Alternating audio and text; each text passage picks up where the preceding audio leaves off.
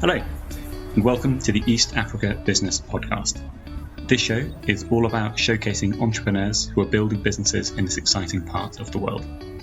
From reading high-level articles about the region, it can be difficult to really understand what's going on, and so my hope is that these interviews somewhat bring it to life, as well as stoking your curiosity to go find out more.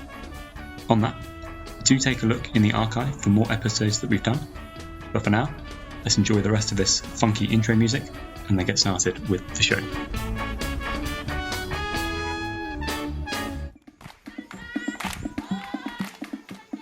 This week's interview is our first from Zambia. The landlocked country is just south of Malawi, Tanzania and DRC and has the Great Zambezi River as its border with Zimbabwe, Botswana and Namibia. Economically, there's a lot of copper and mining exports, and my sense is that the development of local services is most in line with Uganda or Tanzania, rather than Kenya, more developed, or Rwanda, less developed. In this episode, I speak with Greg, who runs a car hire company from the capital city of Lusaka. When I started the business, we started with one vehicle. One vehicle? Yeah. It started 10 years ago and now has operations across the country. I really enjoy hearing how businesses in the region adapt traditional business models to produce a superior service to existing alternatives. Yes, there's a lot of excitement in developing off-grid solar solutions using mobile money, but there's also a lot of merit in running a business with professional service that an emerging economy is going to demand. In this case, good quality and reliable car rentals. Greg and I discussed the company's formation, how they modify their cars for Zambian roads, such as switching out the Japanese cold weather tyres. They are mostly meant for the cold environments in Japan. So once they get here, you need to change them. And how their fleet is now over 500 cars through an innovative leasing problem. And finally, how the payback on vehicles they purchase is just 4 to 6 months. There's also a lot of good advice from Greg about building a company organically and strategically thinking about where you can be valuable to clients. As always, you can head to www.theeastafricabusinesspodcast.com to learn more about the company featured. Without any further ado, please enjoy this episode with Greg from City Drive Hire. Cool. So we're here today with Greg from City Drive. Greg, welcome to the show. Thank you for having me. That's all. So to get started, can you tell us a bit about you and a bit about City Drive? Okay. So my name's Gregory Chama. I was born in Zambia, Lopula province, but I grew up mostly in Botswana, and I came back in 2004 to Zambia for college. Basically, I've been back in Zambia since 2004. I completed my college in 2007. I did ACCA, which is basically... That's like accounting? Accounting, yes, Okay, cool. Correct, yeah. And I did that for 3 years. When I completed, I went and worked as an accounts assistant for a company called Global Logistics. I worked there for about 2.5 years, from 2007 to December 2009. I then left to go and found City Drive and run it full time. Cool. Yeah. Okay. And City Drive is car hires. Is that right? City Drive is car hire, but basically what we really are, we consider ourselves to be a transport solutions company. The vision really has always been to provide and develop innovative transport solutions at the best possible prices. But then we had to start from somewhere, because transport solution is broad. So we had to start from somewhere, and we started with car rental. Got it. Okay. Yeah. So, out of interest, where do you see transport solutions? Where could that end up? So for us, really, we consider our transport solutions really covering not just car rental, but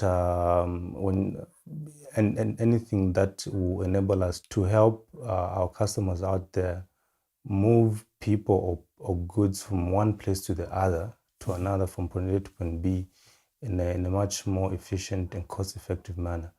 That should include, obviously, car rental itself, but also we're looking at taxi hailing, we're looking at courier service. We are looking at several other services that have to do with transportation, but obviously with the aim of making it different and better in a way that will save our customers money and time. Very good. Okay. Yeah. So let's perhaps sort of talk about what the situation was like in Zambia before City Drive. Yeah. So when you say you're sort of looking, and we're currently looking at car rental. Current, yeah. So what was the process like before City Drive? Yeah. So the car rental industry in Zambia, the time that we were coming into the scene, was still not very developed. It's still not that developed, though we've made some significant progress. But I think when we came into the scene, we had a few car rental companies, and a number of them, we had about 2 which were sort of dominant, right? But then one of the main problems that we discovered when we did our market research is that most of the car rental companies then were mostly catering to expatriates, basically customers coming from outside the country, because one of their conditions was that they needed someone to have a credit card in order for them to hire a vehicle. Interesting. Okay. Yeah. Now, when you look at the majority of Zambians don't have credit cards. So what that meant was that a large chunk of the people in Zambia who were not receiving car rental services. So even if they wanted to? Even if they wanted to. The fact they don't have a credit card. They don't have a credit card, they wouldn't actually hire a vehicle. So that was an opportunity that we saw. And when we founded the company, it was really with the vision of enabling ordinary citizens out there to access affordable and efficient car rental services. So over the years, I think we stayed true to that mission, and we have actually provided services for customers not only in Lusaka but basically across the country, because we operate in 4 provinces and 4 towns. And we believe we have made significant progress in attaining our mission and vision of enabling ordinary citizens out there access affordable and efficient car rental services. Very good. Okay. Yeah. I'm interested. Why? Because I know very little about the car rental market. Why did the 2 incumbent car rental companies, why did they insist on people using credit cards? It's much safer, right? Because then the credit card becomes a security. What does that mean? It becomes a security? Yeah. So basically, the credit card becomes a security deposit. Okay. Yeah. So you say maybe that damages to the car, or the car is a write-off, they would actually charge. Oh, so they can get the money back. They can get the money back. Okay. There's a percentage that they would actually charge immediately on the credit card to get to recover that money. So that was one of the reasons which they believe that it would actually be safer for them to actually hire out vehicles to people with credit cards. I think the other reason was that perhaps they just possibly maybe were not interested. I think they thought that it was more lucrative dealing with people coming from outside, expatriates, rather than the local market. Okay. I think they didn't really see much business sense in the local market, and also considering the fact that the local market was much riskier compared to the international market. Okay. Yeah, I think there could be other reasons, but I think those were the 2 main reasons that we actually discovered when doing our research. I mean, the second one, I mean, that's just, I guess, the judgment that they've made. With the first one, though, I mean, that sounds quite sensible. If you're giving someone a car, that you've got a way to get a security deposit. Yeah. If you don't take credit cards, how do you get over that issue? Yeah, because I think that's a question that we have to think hard about when we're setting up the company. Because I think for us, The vision was just not to cater to expatriates, but also most importantly to the local market, because I think we believe transportation is very critical in driving the economy forward, and we really wanted to participate in the growth of the Zambian economy. So we just really had to come up with a plan, what we call a risk management system, which would actually enable us to hire out vehicles to people without credit cards. And it essentially involved putting in place a screening process. Okay. Yeah. So, for example, anyone who hires a car, we need to they need to bring forward a copy of their utility bill, because we need to ensure that we know where they stay. Okay, so there has to be a copy of a utility bill. It can either be an electricity bill or a water bill or a tenancy agreement, right? And then, of course, also when they're filling in the contract, they need to give us at least 2 emergency contacts. Okay, and we need to know the names of those emergency contacts, where they stay, their contact numbers, where they work. Yeah, and also when they come through, there are just a few questions that we ask them. Yeah, as part of the screening process, we developed a screening process to manage that risk, which we use to actually assess the credibility of everyone who comes to hire a vehicle. So that is the first stage. If that first stage fails, we've put comprehensive insurance on all our vehicles. So in the event of them being stolen, then our insurance will cover the vehicle, and they'll have the vehicle replaced. Okay. Yeah. So it's a 2-stage risk management system that we have in place, which has actually enabled us to be able to hire out vehicles to people without credit cards. And from the time that we actually started operating, we've had very few incidents of vehicle theft, clients not wanting to pay, et cetera, et cetera. Right. Yeah. And I mean, that sort of makes sense. You've sort of come up with your own risk mitigating criteria to overcome it. Just in terms of the rough scale, how many customers have you got, or have you had? We operate in 4 provinces, and I think over the years our customer base has been growing. So roughly in terms of numbers, maybe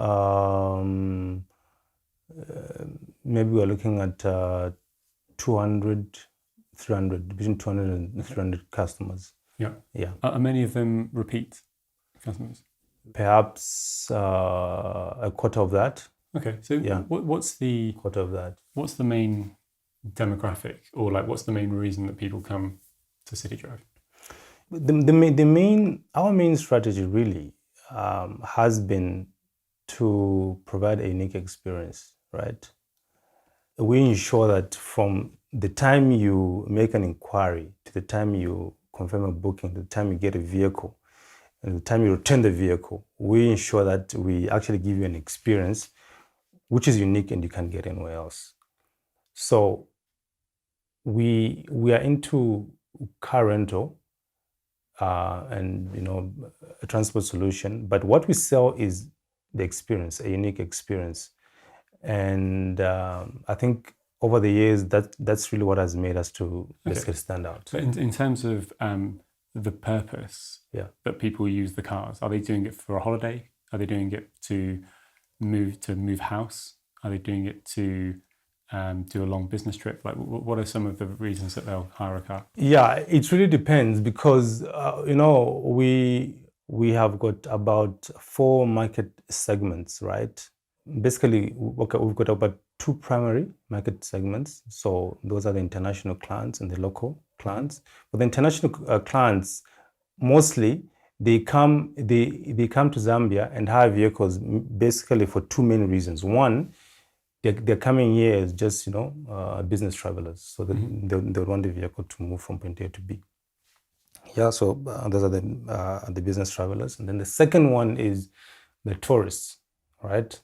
So they're coming here and they want to tour Zambia, they want to go to the Victoria Falls, South Longa National Park and the other parks. So they would rather, most of them will either hire a plane 4x4, okay?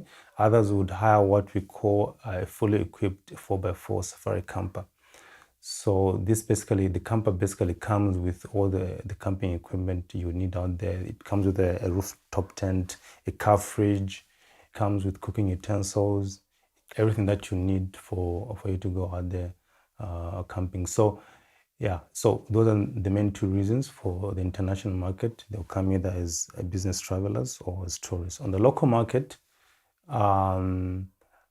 we have really clients hiring vehicles for two main reasons. The first one, obviously, is for them to get around, right?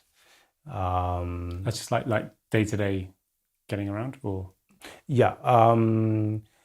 if say they want to travel from one town to the other and they don't want to use a bus, okay, they would hire a vehicle.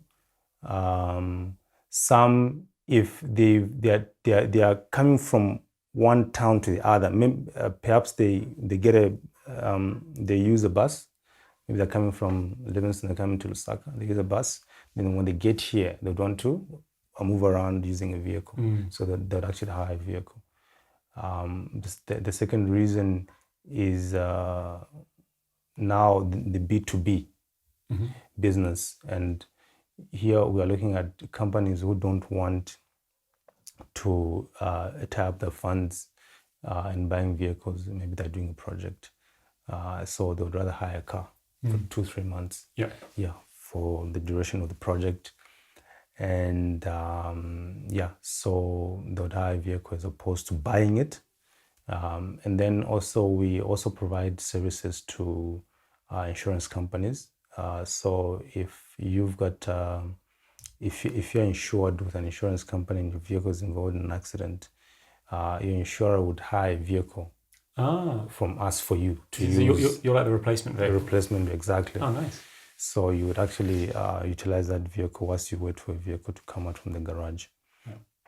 So basically, those are the three main reasons why people hire a vehicle on the internet, on the local market. Very cool. How regular does the insurance one happen? Every month. Really? Yeah, because we have accidents every month. I mean, it's sad, but actually, it's I think it's twofold. It's sad that your vehicle is involved in an accident, but again, it's good because the insurance still give you a vehicle to use. There's a continuity on your part in terms of transportation.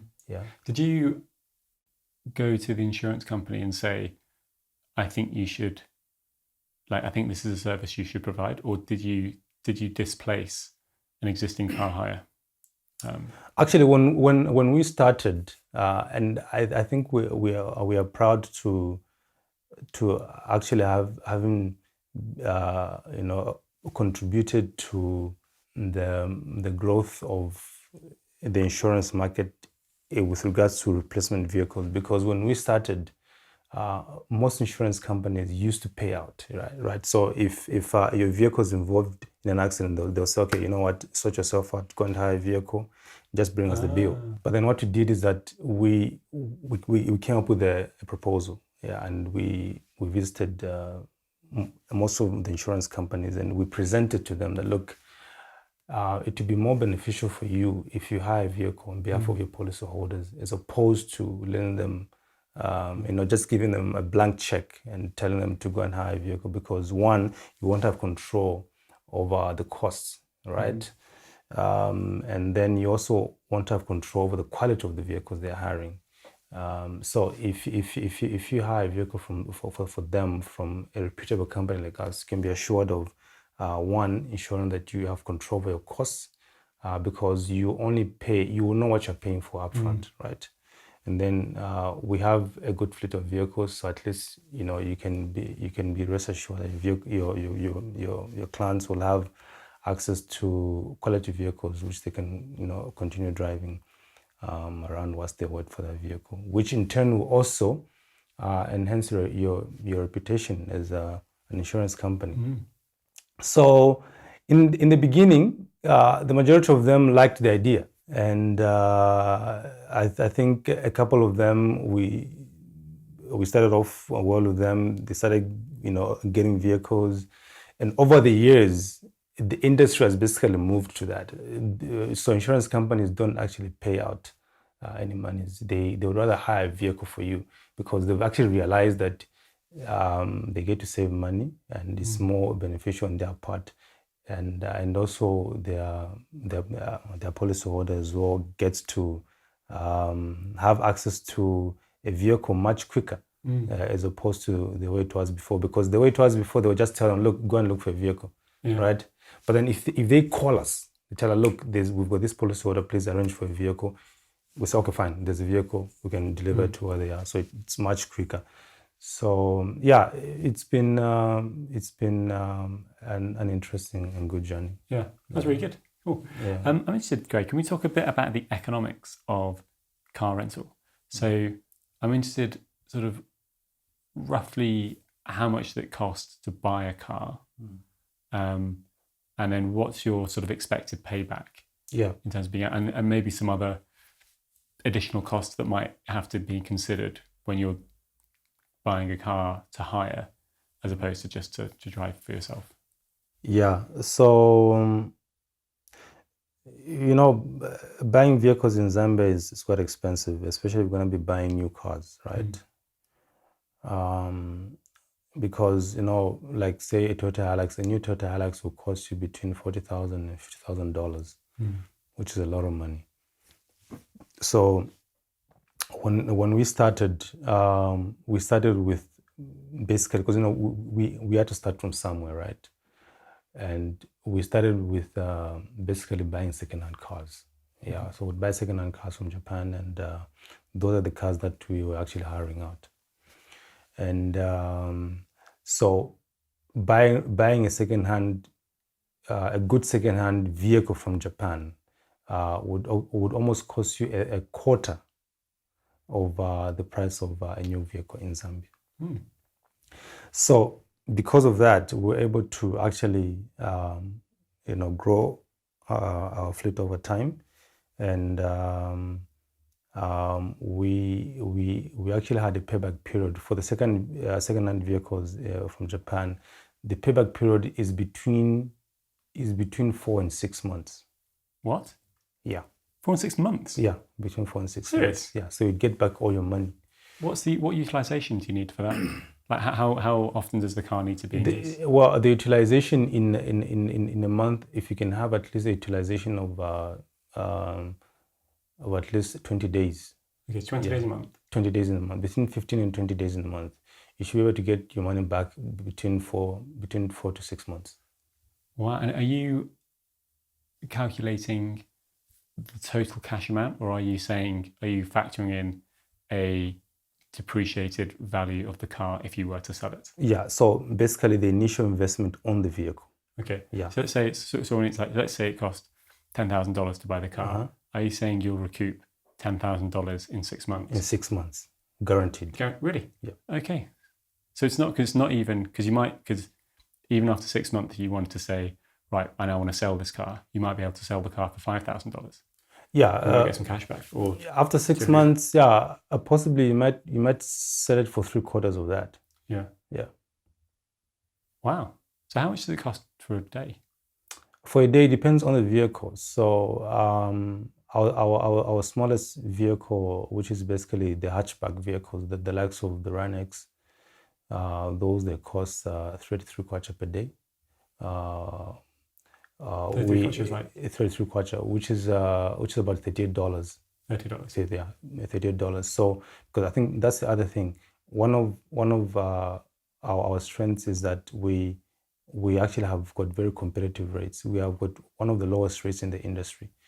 And it's deliberate because we believe that it's the only way that we can enable people out there ordinary people to access car rental. Yeah. So they range from $38. The sedans range from $38 to $55. And then we have the 4x4s, which range from $90 to $130. Okay. Yeah. Wow. So with the sedan, you were saying in 6 months there's maybe 100 days driving. Yep. So it's about $5,000 to buy a car. To buy a car from Japan? Yeah. Yeah, you can have it landed for about that much, basically between 5,000 and 6,000. Okay. Yeah. Are there any things that you need to do to the car? I'm interested. One is to prepare them for Zambian roads, and the other is to prepare them for being rented out. So, yeah, are there any things? I'm trying to think. There might be more potholes in Zambia. The roads might be hotter. Are there any sort of changes or modifications you need to make to the car? For the majority of the cars, no. The only thing you need to do is really just once it arrives, have it registered. And maybe at that time, what we found is that the tires that the vehicles come with, they are mostly meant for the cold environments in Japan. So once they get here, you need to change them. Yeah. What do you do with the old tires? What we do with the old tires, usually if there are people who are interested in buying them, we sell them. But we explain to them that, look, these tires came from Japan, so you're going to have to buy them at your own risk. Yeah. Oh, so is there any use for cold tires? What do you call it? Cold surface tires? Like, how do you? Yeah. Well, in Zambia, usually the tires just don't work because if you continue with them, they'll either burst or the top part will just come out. Okay. Yeah, just shred off. Yeah, which is not good. So, is there any other purpose for cold weather tires? Cold weather tires. Here in Zambia, we haven't found any. Okay, so have you just got a pile of these tires? Yeah, we do have I think what we usually do is that we try by all means to get rid of them. So if we can find a buyer, we sell them. Okay. Yeah. But I mean, most of the people who are buying them are kind of doing it slightly risky, putting them on their own cars. Yeah, usually it's usually those who live in the rural areas. They'll use it for what we call this, where you have a trailer and then it's been put by either a cow or a donkey. Oh yeah, like a cart. The cart, exactly. So they'll usually use them for that. Oh, so they're not going very quickly. No. Okay. And then are there any other things that you need to do to the car before you start? I think the other thing that we've discovered also is that usually the engines come with what they call a thermostat. Okay. Because of the cold weather there. Now, the thermostat usually only works best in cold weathers in Japan. When it comes here, it tends to expand and blocks the radiator. Okay. Yeah, and if you're not careful, it might actually lead to the car overboiling, and then it might damage the engine. So one of the things we do is that we actually remove it. Okay. Yeah, we remove the thermostat. All right. Yeah. Okay. And does that have any adverse effects? None. No. Okay. The car continues to operate. Right. And so that's kind of, you get the car from Japan, you kind of make it Zambia ready. Yeah. And customize it. Do you need to then put anything like a tracking device in the car or any other things like that? Yeah. So yeah, we do actually install tracking devices on our vehicles. In fact, I think that's one thing I actually left out as part of our risk management system. So we track all our vehicles. Yeah, because obviously, I mean, if God forbid, someone who's not credible hires the vehicle and they've got other plans, I would actually be able to track the vehicle, and just if they're still not continuing, if they're not bringing back the vehicle, would actually track the vehicle and switch it off. Yeah, switch it off. Yep. So wow. So how does this? So what data can you collect? So this is like a little device you put in the car. Yeah, it's a tracking device that we install on the vehicle, which enables us to track the vehicle. And so you're getting the GPS location? Are you getting the speed? What sort of stuff are you getting? So it will tell us the real-time location of the vehicle at any time. It will also it's also able to tell us the speed at which the car is moving, to be able to tell us whether the vehicle is stationary or it's moving as well.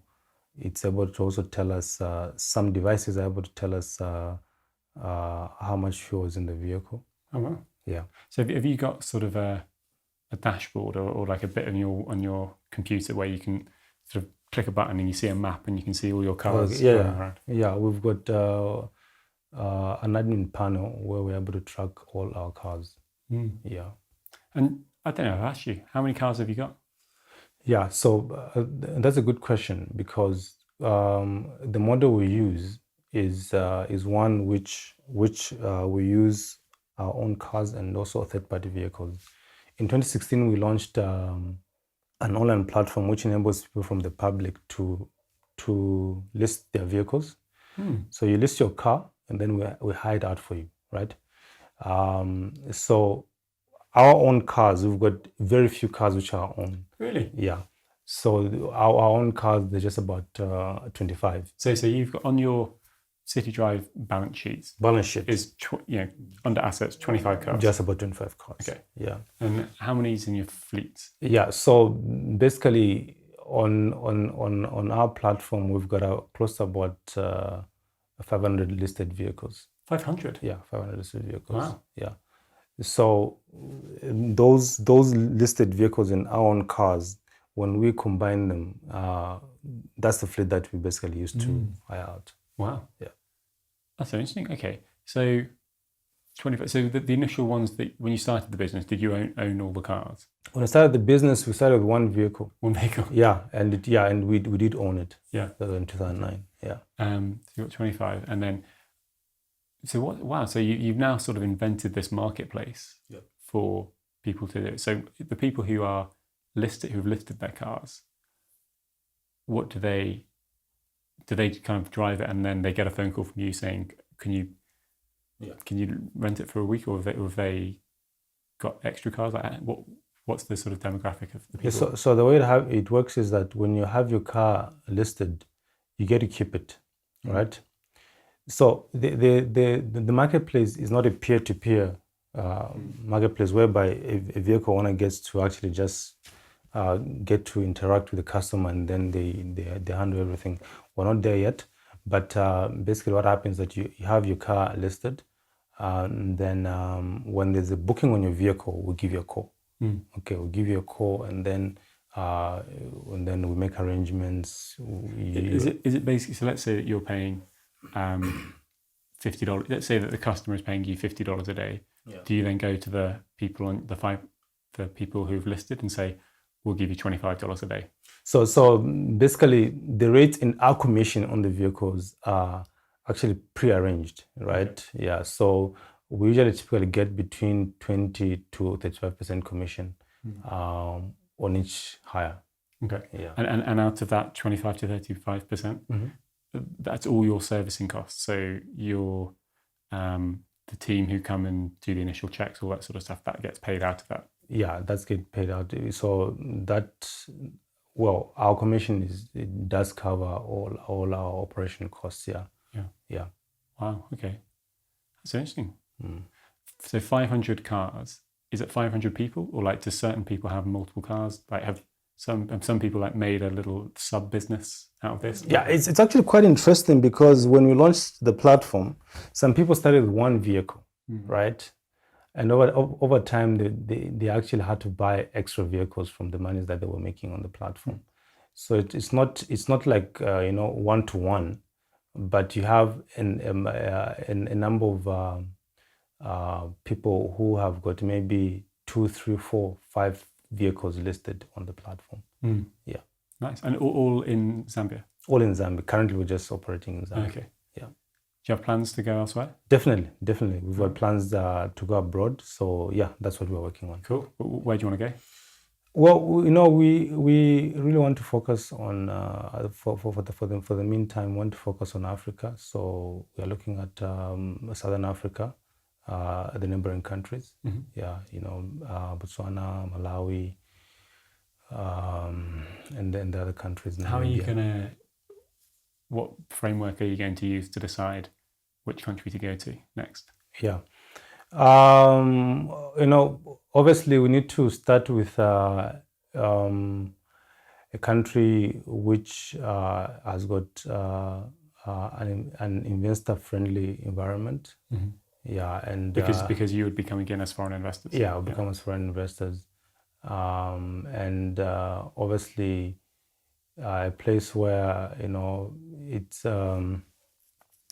the people there are more accommodative to technology.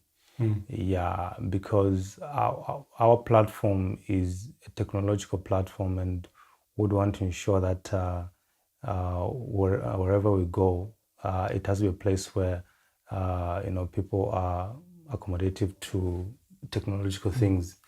Yeah, because in many parts of Africa, people are this is when people are just getting to learn about these things. Yeah, so yeah, I would want to go to a place where it would be easier for us to get established and have our platform be welcomed, and people will find it easier to use it technologically. Yeah. And when you're talking about technology, is this because City Drive is a website where people go on and select their cars? Yeah. Well, we're actually working on a mobile app, because currently the platform is a web app. So you go on the site on the web, and then you can list your vehicle there. But what we are currently doing is that we are working on a mobile app, and once it's ready, then it will be easier for us to scale the service, because it's easier to scale the service using a mobile app as compared to using a web app. So once the mobile app is up and running, then we'll be able to then look at how we have it exported outside the country. Yeah. So most customers, how do they hear about you through a friend? Are they Googling Zambia car hire? Like, how do they find out about you? So we have we market our products in many different ways. One of them is obviously using Google Ads. Yeah, we use Google Ads a lot, drive traffic to our site. And then also we have got listings on a number of sites as well, where we've listed our services. And then also on the local scene, we do a lot of we've got billboards. We've got billboards around, and then we just have got a sales team which goes around just doing direct marketing. Yeah. Cool. How big is your team? So our team is basically spread across the 4 provinces. So we are talking about a 10-man team. 10-man team. 10. Okay. 10 people. 10 people. Yeah. We say 10 man. Are they all men? No, sorry. Okay, I'm joking. both men and women. Yeah. Very cool. Okay. And we'll just do a few more questions. Sure. That's all right. So City Drive has been going for nearly 10 years. Nearly 10 years. Nearly 10 years. This is our 10th year. Yeah. Since you started, what have been, if you sort of think about yourself 10 years ago, if I was to sort of ask you when you started the company, what will City Drive look like in 10 years? How do you think today is different from what you initially set out, both positively and negatively?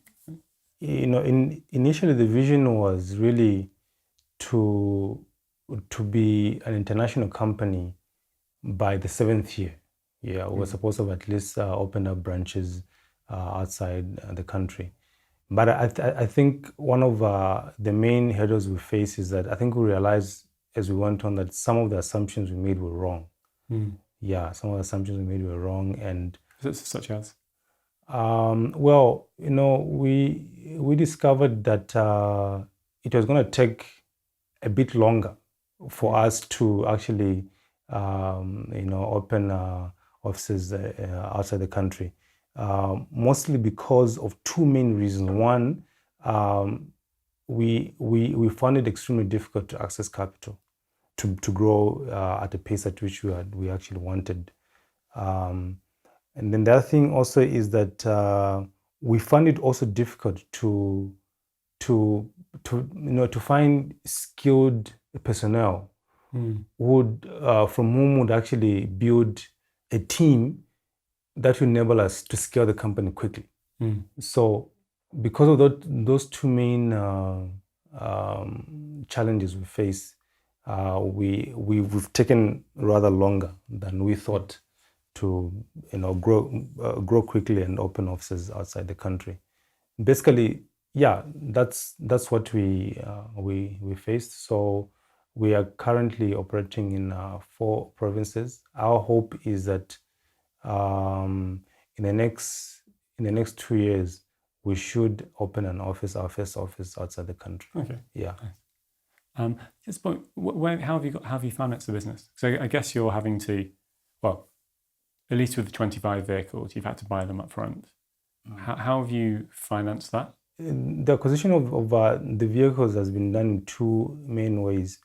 The first one obviously has been we've been reinvesting our profits into the company. So I think the majority of the profits we make, we've just been reinvesting in the company and buying more vehicles. And then secondly, we financed the acquisition of vehicles through loan capital. So we've been fortunate enough to maintain a good a credit rating, and we've been able to get loans from the banks and from private individuals. Okay. Yeah. And is this a kwacha financing or dollar financing? I think when we started in the early days, we were able to get kwacha. But over time, we also managed to organize and negotiate for dollar loans. Okay. So do some of your customers pay you in dollars?